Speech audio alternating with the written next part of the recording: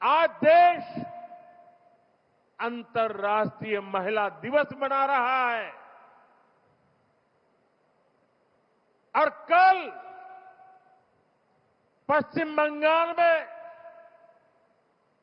TMC सरकार ने देश की राष्ट्रपति आदरणीय द्रौपदी मुर्मू जी का घोर अपमान किया है।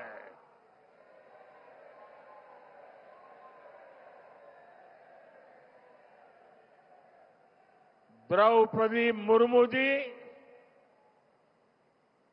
संथाल आदिवासी परंपरा के बहुत बड़े उत्सव में शामिल होने के लिए बंगाल गई थी, लेकिन राष्ट्रपति जी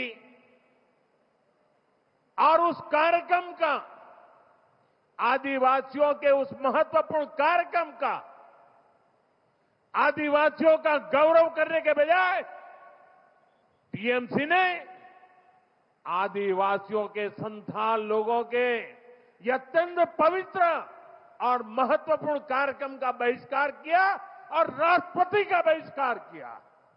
वो स्वयं आदिवासी समाज से आती है। संथाल आदिवासी समाज के विकास के लिए उन्होंने चिंता की है। टीएमसी सरकार ने उस कार्यक्रम को बदइंतजामी के हवाले कर दिया है। साथियों, ये राष्ट्रपति जी के अपमान के साथ साथ देश के संविधान का भी अपमान है, देश के संविधान के स्पिरिट का भी अपमान है, लोकतंत्र की महान परंपरा का भी अपमान है। जिन्होंने जीवन के संघर्ष से तपकर ऊंचाइयां हासिल की हैं, ऐसी हर बहन बेटी, ये उसका भी अपमान है।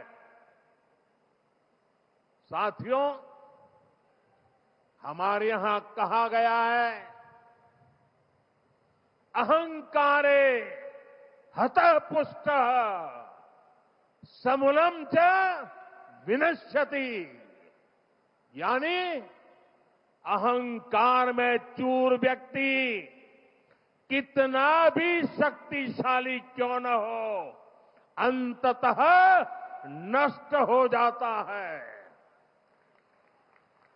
मैं आज देश की राजधानी से आप सभी के बीच ये आह्वान कर रहा हूं कि एक आदिवासी राष्ट्रपति का घोर अपमान करने वाली टीएमसी की एक गंदी राजनीति और सत्ता का अहंकार बहुत ही जल्द चूर चूर होकर रहेगा।